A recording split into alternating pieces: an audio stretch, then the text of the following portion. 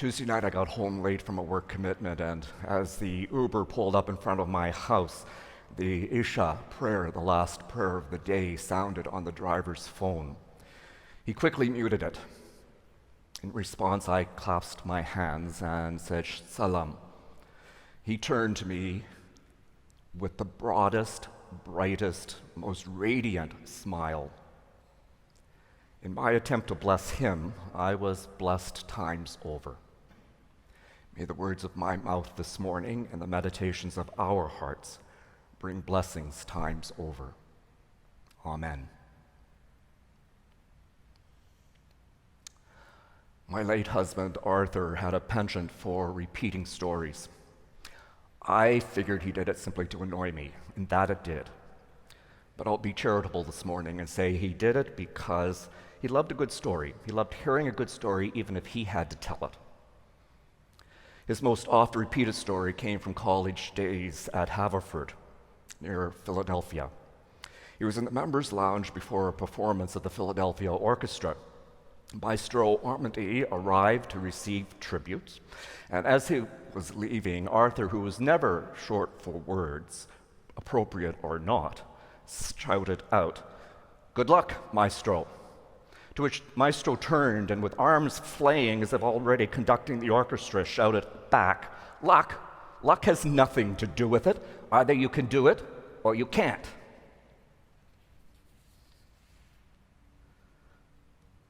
A neighbor, John, died recently.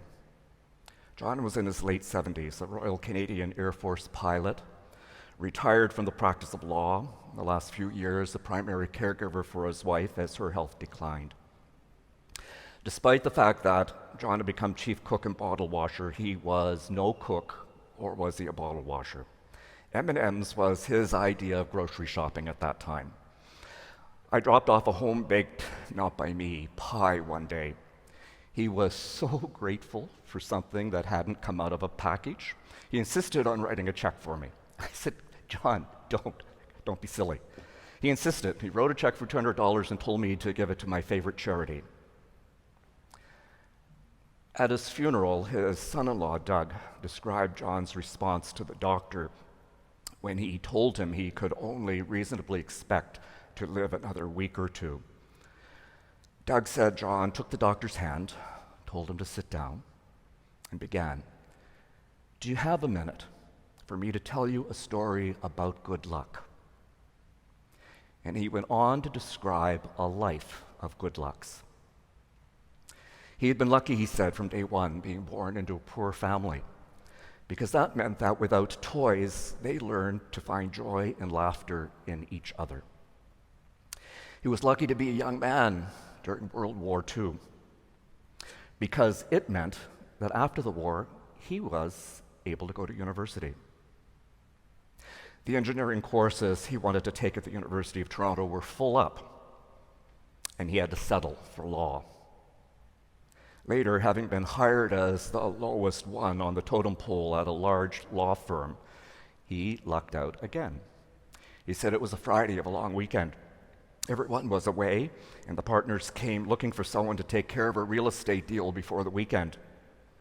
He ended up heading up the real estate division. The good luck story goes on, including how he met his wife, the good character of their children and their grandchildren, and he concluded by looking at the doctor and saying, once again, his luck had come through for him. If he hadn't developed cancer, he would not have had the privilege of knowing such a fine, caring, and thoughtful doctor. Remarkable, eh?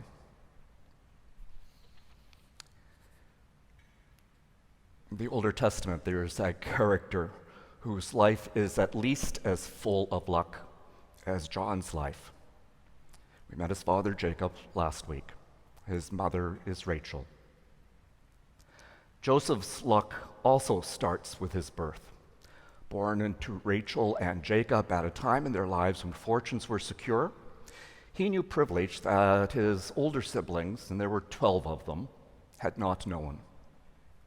With his privilege, he was lucky to have developed a strong attitude, but it was this strong attitude that incited his brothers and led them to plot against him. Rather than throwing him into a waterless pit in the desert and leaving him to die, they sell him to a passing caravan of traders. They took him to Egypt, where he was sold to the captain of the Pharaoh's guard. I've always felt a certain kinship with Joseph. I too am the youngest child, but only of 5. My older 4 siblings were born over 6 years, and then there's 8 before I come along. I'm told that they would have sold me to a passing caravan at any opportunity. Later, when our mother's health was declining, there was one sibling we would have gladly paid a passing caravan to take to Egypt. Joseph's family is very complicated. Jason spoke of Jacob, Joseph's father, and his complicated relationships last week. And more of the story will be told in the coming weeks. But under the captain, Joseph prospers and becomes head of the household. True to his luck, the captain's wife notices him, notices his smooth skin, his lanky body, his broad shoulders. When he declines to respond to her advances, she accuses him of scandalous things, and he is thrown into prison. It's not my idea of luck, but it seems to be Joseph's luck. In jail, he meets the Pharaoh's chief cupbearer and the Pharaoh's chief baker. Both had also gotten on the Pharaoh's wrong side. The baker would be beheaded, not a good outcome. But the chief cupbearer returns to favor and returns to his service to the Pharaoh. Years later, the Pharaoh is troubled by dreams, and the cupbearer remembers this fellow that he was in prison with who used to be able to interpret dreams. He recommends him to the Pharaoh. If Joseph hadn't been lucky enough to still be in prison after all these years, he wouldn't have been brought into the Pharaoh's chambers, where he impresses the Pharaoh, wins his favor, and ends up in charge of all of the king's land. Head of the real estate division, eh? The Pharaoh gives him his signet ring, dresses him in the finest of linen robes, and puts a gold chain around his neck. He gets a chariot, a driver, an assistant, probably a corner office, and a tax-free salary. Now that is luck. But it doesn't end here. Years pass. It is Joseph's luck that a drought ravishes the entire land.